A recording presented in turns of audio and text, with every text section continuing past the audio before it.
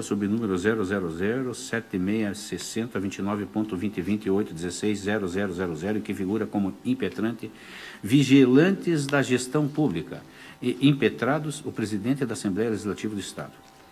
Ainda o agravo interno cível sob o número 000-7660-29.2028-16-0000, que figura como agravante o presidente da Assembleia Legislativa do Estado do Paraná e agravado vigilantes da gestão pública. O feito possui pedido de sustentação oral, estão inscritos para sustentar oralmente pelo impetrante agravado, o doutor Rafael Marcondes Caran, pelo impetrado agravante, o presidente da Assembleia Legislativa do Estado, o doutor Luiz Fernando Feltran, a quem indago se dispensam a leitura do relatório. Sim, Excelência. Da minha parte, sim, Excelência. Pelo impetrante também, Excelência. Certo. Então, Vossa Excelência tem a palavra, doutor Rafael Marcondes Caran. Obrigado, Excelência. Excelentíssimo senhor desembargador presidente, excelentíssimo senhor desembargadores, excelentíssimo senhor subprocurador-geral de Justiça, traço a questão em saber se a Comissão Parlamentar de Inquérito das ONGs, constituída pela Assembleia Legislativa do Paraná, poderia investigar a Associação Civil Vigilantes da Gestão. O requerimento de constituição da CPI previa na sua abertura investigar denúncias de má administração de ONGs que recebem recursos públicos, mencionando textualmente a realização de despesas em valores incompatíveis com o mercado, contratação de funcionários com altos salários, utilização de bens para fins particulares e desvio de finalidade administrativa. E exemplificando nesse requerimento de constituição, também textualmente, com o seguinte caso: uma ONG que serviria alimentos vencidos para crianças com risco à saúde pública. Então, formalmente, é certo que as comissões parlamentares devem ostentar em seu requerimento de constituição parâmetros concretos de investigação, os quais não se veem no caso em exame. Como bem apontado pela douta Procuradoria, o objeto mostra-se absolutamente vago, sem qualquer espécie de recorte temporal, espacial ou setorial. É importante destacar que o requerimento traz uma previsão muito en passant de investigação sobre o funcionamento irregular em prejuízo da sociedade paranaense. Essa locução também não se refere a um fato determinado, mas sim a um conceito subjetivo, pois é subjetivo saber o que consistiria no funcionamento irregular e, com maior razão, subjetivo saber o que consistiria no prejuízo da sociedade. Assim, entende-se que por esse primeiro aspecto, aspecto formal, deve ser concedida a segurança para obstar ao prosseguimento da CPI em relação a vigilantes à gestão pública.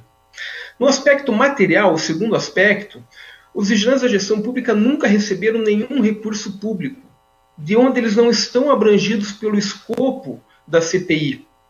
Essa informação a respeito de transferências voluntárias de verbas públicas para as ONGs é uma informação de acesso público, constante do site do Tribunal de Contas. Então, por esse segundo aspecto, aspecto material, também defendemos que deve ser concedida a segurança. Seguindo, é interessante a gente analisar o aspecto finalístico da CPI. Como restou claro, os vigilantes da gestão pública não se situaram dentro do âmbito de atuação inicial da CPI. Somente durante o curso de andamento dos trabalhos é que a comissão pensou uma denúncia contra a ONG. Ocorre que essa denúncia em questão já foi analisada pelo Ministério Público, que determinou o seu arquivamento por se tratar de uma questão restrita aos associados ou prejudicados, forte no princípio da livre associação, situação mantida pelo Conselho Superior do Ministério Público. Logo, o escopo da CPI, que seria redigir um relatório para encaminhar ao Ministério Público para investigação, é inócuo, porque nesse caso a matéria já foi objeto de conhecimento e deliberação pelo Ministério Público, que entendeu na hipótese pela ocorrência de um direito particular, excluído do interesse público, sendo mais uma razão para a concessão da segurança. E, por fim, não podemos deixar de mencionar que a CPI constituiu-se, em face dos vigilantes da gestão pública, como um verdadeiro tribunal de exceção, iniciando com uma manifestação pública do então presidente da Assembleia, no sentido de que deveriam ser os primeiros investigados, seguida da constituição da CPI por muitos deputados acionados judicialmente pela própria ONG investigada, em especial o próprio presidente da ONG, e sendo que a exceção de suspeição a respeito dessa constituição dos membros nunca foi julgada. Depois disso, seguiu-se uma determinação de condução coercitiva e uma negativa de acesso à investigação, né, que somente foram corrigidas pela atuação do Supremo Tribunal Federal em 2 reclamações propostas pela ONG. Em paralelo a tudo isso, ainda foram várias exposições difamatórias, para se dizer o mínimo, em redes sociais e na imprensa, inclusive vários embates públicos. Então, por esse quarto fundamento, o desvio de finalidade, entendemos que também deva ser concedida a segurança para obstar o prosseguimento da CPI em relação aos vigilantes da gestão pública. Obrigado, senhor presidente. Eram essas considerações. Eu que agradeço, doutor Caran. Então, concedo a palavra ao doutor Luiz Fernando Feltran pelo impetrado agravante. Vocês têm a palavra, doutor Feltran. Excelentíssimo senhor presidente do Egrégio Tribunal de Justiça do Estado do Paraná, demais eméritos componentes desse colendo órgão especial, especialmente o desembargador relator, desembargador Sigurd, excelentíssimo subprocurador-geral de Justiça, doutor Mauro Rocha, saúdo com felicidade, ao meu colega Rafael, cumprimento com as devidas elogios pelo trabalho realizado, mas creio eu que o curso do processo de mandado de segurança demonstrou a divergência do que inicialmente foi colocado como bem citado, citou na sua peça, o Tribunal de Exceção, demonstrando inequivocamente pela documentação acostada, não só na CPI, mas também nos presentes autos de mandado de segurança e no agravo interno interposto pelo presidente da Assembleia, que são fundados e muito objetivos os motivos que deram aso ao ingresso, não a criação da CPI, mas o ingresso da denominada ONG Vigilantes da Gestão Pública, que na verdade é o MOCIP, dos presentes autos. Na verdade, essa CPI, por motivos diversos, diversos dos que estamos tratando no presente caso, foi iniciada lá nos idos de agosto do ano de 2019, e somente em fevereiro do ano seguinte, 2020, houve a citação por parte de denúncias ocorridas durante o processo investigatório da CPI, e denúncias objetivas contra a hora impetrante. Estão consubstanciadas tais denúncias no documento de folhas, nos movimentos de folha 28.4 e 28.5. E é um fato realmente objetivo, ou seja, um dos conselheiros da hora impetrante, se não é representante, é sócio de diversas empresas de tratamento de lixo e que intervém constantemente em processos licitatórios nos municípios do estado do Paraná. Então, assim, creio eu que quando da impetração e da decisão do eminente relator e, posteriormente, o agravo, que também não teve guarida, estamos discutindo agora, o processo e com a possibilidade de prestar informações por parte da Assembleia e toda a documentação produzida por essa CPI, sobretudo esse documento de folhas do movimento 28.4, na qual é textual a denúncia de que, e isso a gente não pôde apurar ao fato, tanto é que a CPI sequer a suspensão dos componentes da CPI foi possível julgamento, porque foi suspensa a tramitação por ocasião da liminar concedida monocraticamente pelo relator.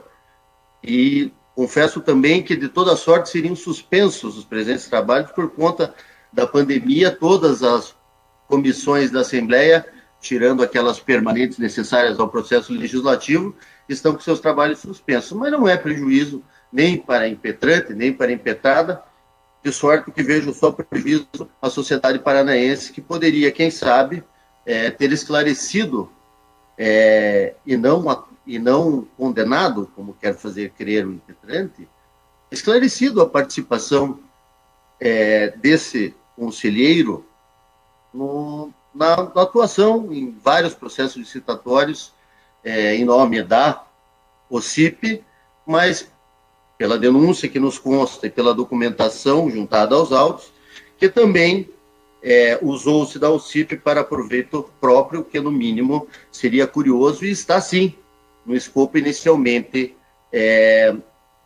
previsto para essa CPI. Então é fato que quando da interposição do presente mandado de segurança e dos documentos anexados para a tentativa da comprovação de direito líquido e certo, na humilde opinião dessa Procuradoria, já não eram suficientes à suspensão.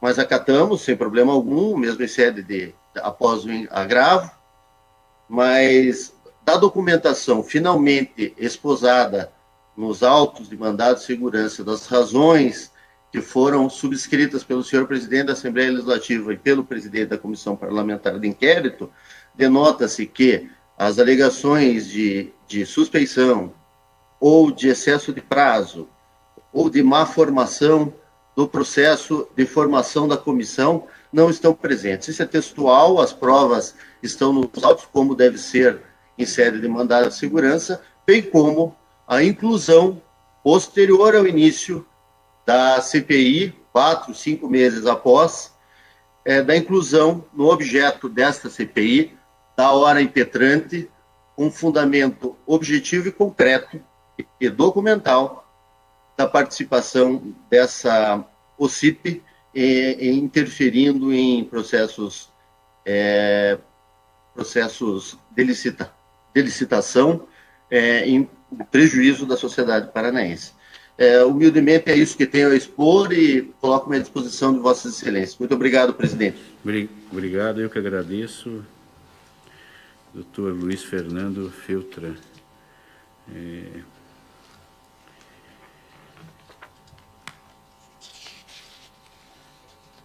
Relator deste processo, desembargador Sigurd Roberto Bengtson, a quem indago se está em condições de proferir seu voto. Sim, senhor presidente. Não sei se o Ministério Público vai querer. Não sei se o Ministério Público vai querer se manifestar também. Não há pedido nesse sentido, não. Vossa Excelência tem a palavra, desembargador Sigurd. Obrigado, senhor presidente. Cumprimentando todos os colegas e colegas.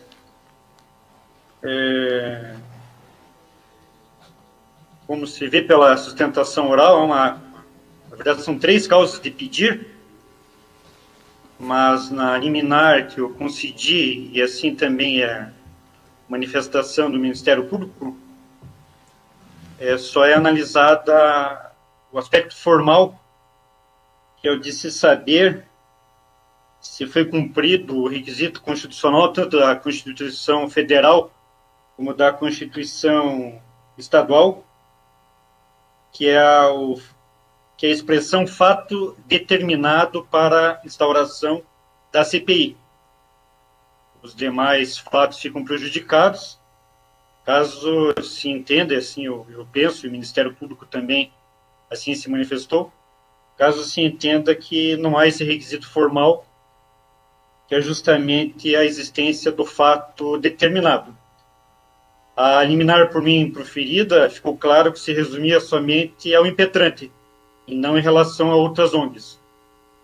Nos autos aqui constam que já houve até três reuniões dessa comissão parlamentar de inquérito, de maneira que a suspensão hoje em análise diz respeito somente à impetrante, que é vigilante de gestão pública, que alegou outras causas de pedir, como disse, uma das quais era de que somente foi instaurada essa comissão em razão da atuação da comissão, em razão de diversas ações civis públicas ajuizadas contra deputados estaduais, com liminares concedidas a respeito de despesas de verbas de alimentação na Assembleia Legislativa. Mas no que importa aqui, que é esse ato formal, eu peço vênia, o eminente representante da Assembleia, para chegar à conclusão, para ratificar a liminar, porque eu entendo que não há aqui a delimitação necessária que seja esse fato determinado. É uma questão subjetiva, né, saber o que é fato determinado, mas a doutrina, ela procura esclarecer o que é o fato determinado, e eu coloquei mais algumas doutrinas, além daquelas no voto que eu encaminhei aos eminentes colegas, para determinar o que seja esse fato, para dizer o que é esse fato determinado. O ato do presidente, eminente presidente da Assembleia Legislativa, o ato declaratório, foi para investigar denúncias de mau uso de verbas públicas, bem como um funcionamento irregular em prejuízo da sociedade paranaense. Isso atendendo um pedido de eminente deputado, que era para solicitando a instauração da comissão, em razão de realização de despesas com valores incompatíveis com o mercado, a contratação de funcionários com altos salários, a utilização de bens para fins particulares e desvios de finalidade administrativa. Entendo que esses fatos não estão de acordo com o conceito jurídico de fato determinado a que se refere à Constituição Federal. Em primeiro lugar, eu destaco que a importância das comissões parlamentares de inquérito, da necessidade de respeito entre os poderes, assim que eu sempre me manifesto, para depois chegar a dizer, depois de citar a Constituição Federal e a Constituição Estadual, eu digo que a jurisprudência, de há muito, tem se debruçado sobre esse tema, interpretando os dispositivos correlacionados.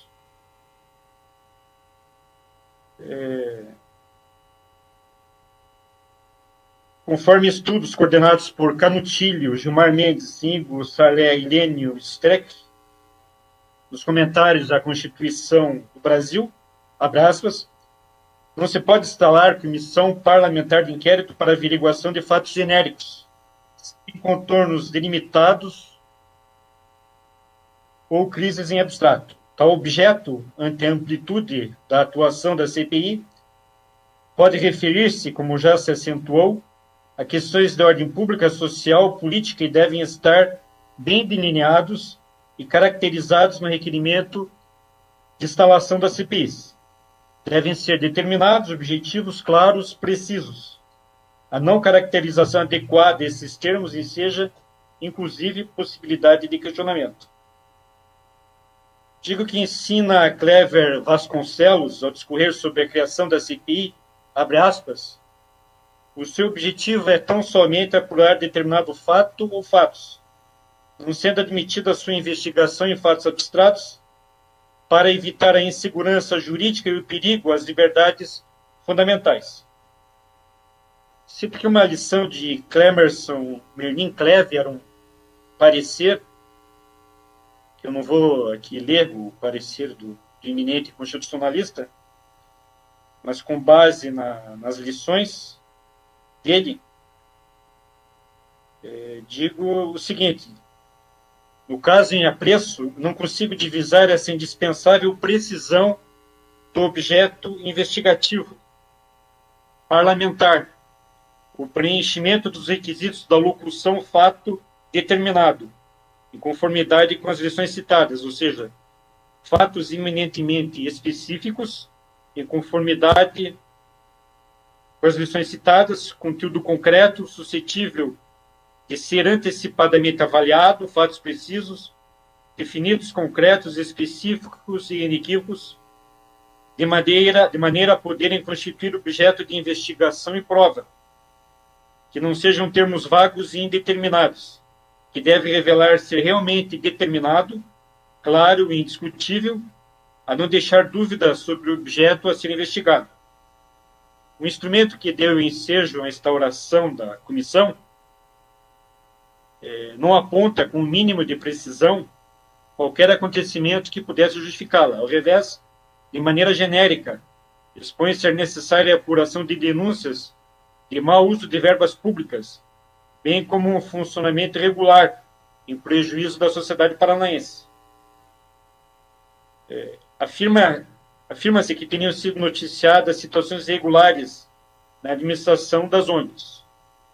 Entretanto, embora pudessem não informar os deputados quando teriam sido realizadas e com qual valor incompatível com o do mercado teriam sido concluídas as ditas despesas, ou mesmo quais salários desproporcionais e irrazoáveis estariam sendo pagos aos aludidos funcionários.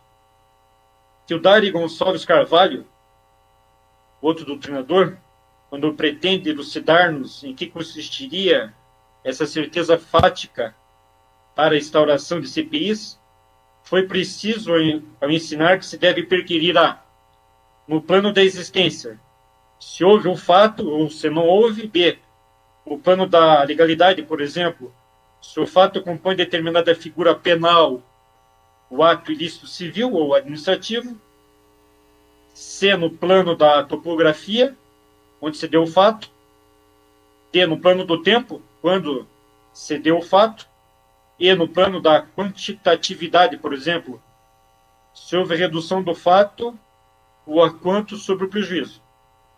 Quanto ao fato determinado, observa outro constitucionalista, André Ramos Tavares, abre aspas, a esse propósito propõe Ricardo Schier interessante desdobramento, para exigir que primeiro o fato em si seja determinado e, além disso, seja demonstrado porque de nada adianta o fato propriamente dito ser determinado, mas não restar demonstrado como tal na peça de requerimento.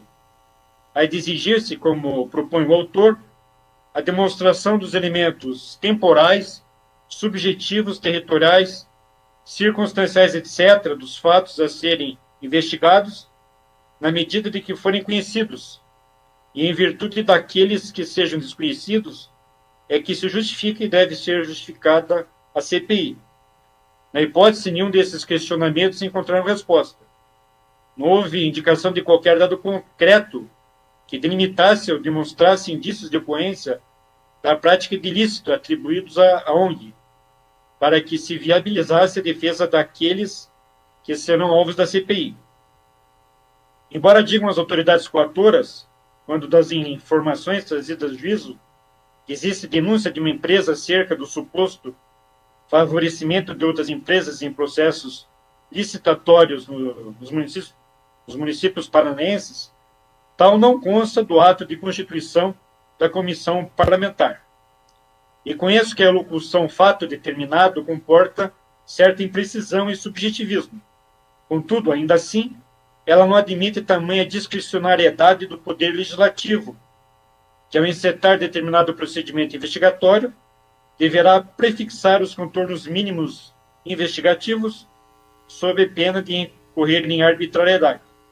Trata-se de importante ferramenta conferida ao Parlamento, mas que deve ser utilizada nos limites e com os parâmetros estabelecidos pelo Estado Democrático de Direito. Faço referência ao parecer do Ministério Público, que chega também à conclusão que é indeterminado, que não é qualquer espécie de recorte pessoal, temporal, espacial ou setorial. Cito precedentes jurisprudenciais, inclusive relatado pelo estimado desembargador Campos Marques, o relatório mandado de segurança, nesse recolhendo órgão especial, que concedeu medida liminar confirmada em agravo para suspender a atuação de uma CPI que visava investigar e apurar os procedimentos de condução das falências e recuperação judicial no Estado do Paraná, em virtude de não ter apontado qualquer fato determinado a se prescrutar. Cito também aqui um presidente do Supremo Tribunal Federal e de cortes estaduais,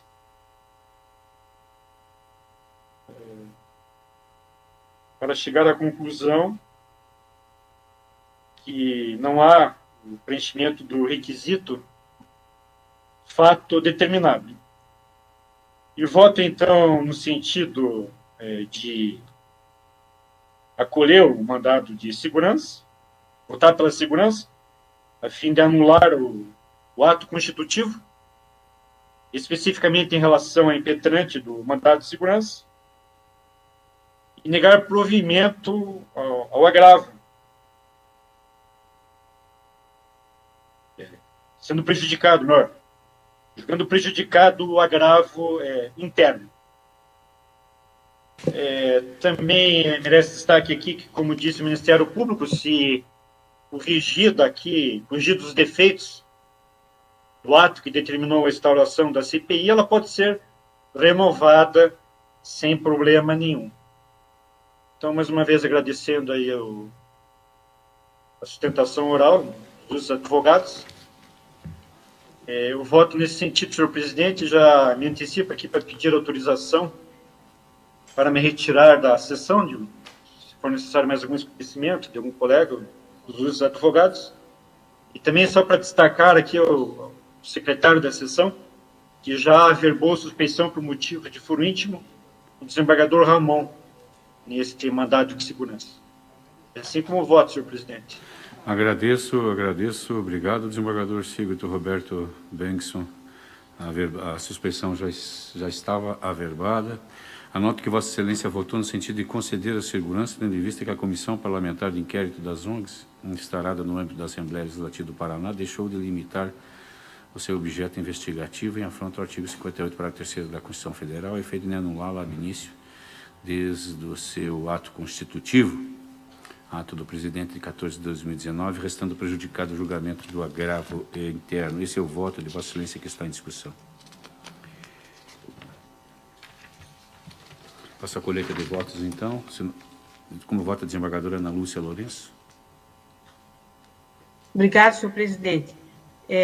Eu, acho que com muitos colegas aí, eu acabei analisando os processos aí da nossa pauta no final de semana, né? E eu ouvi atentamente aí todas as tentações orais, e eu tenho algumas dúvidas, senhor presidente, porque realmente, como foi dito pelo relator, o conceito de fato determinado, previsto constitucionalmente, ainda traz muitas dúvidas, né? Logicamente que nós não vamos aqui permitir a abertura de qualquer investigação, inquérito sobre situações assim em abstrato, né, genéricas. Mas a própria, estudando assim, no pouco tempo que eu tive para fazer um estudo, a própria Assembleia Legislativa, no seu regimento interno, ela também conceitua o fato determinado aqui como o acontecimento de relevante interesse para a vida pública e a ordem constitucional, legal, econômica e social do Estado, que estiver devidamente caracterizado no requerimento de constituição da comissão. Então, o grande problema aqui que nós temos é na definição desse fato determinado, né? Muitos dos conceitos, tanto constitucionais e replicados nos regimentos internos, né, das casas legislativas, são determinados. E são justamente pela vastidão da subjetividade que sobre eles pesa, né? E isso é uma das teses, inclusive, do impetrado, né? Ele se justifica dizendo que, ao contrário do que foi dito pelo relator, há sim um fato determinado aqui para permitir a instalação da CPI. Então, para não restar nenhuma dúvida, senhor presidente, porque para mim a matéria é é nova, eu preciso fazer um estudo, eu vou pedir vista dos autos e trago na próxima sessão, senhor presidente. Ok, desembargadora Ana Muito Lúcia. obrigada. Pedido de vista, então, deferido a Vossa Excelência. Muito obrigado, desembargador Sigurd. Agradeço a presença de Vossa Excelência. Desejamos uma ótima semana a Vossa Excelência.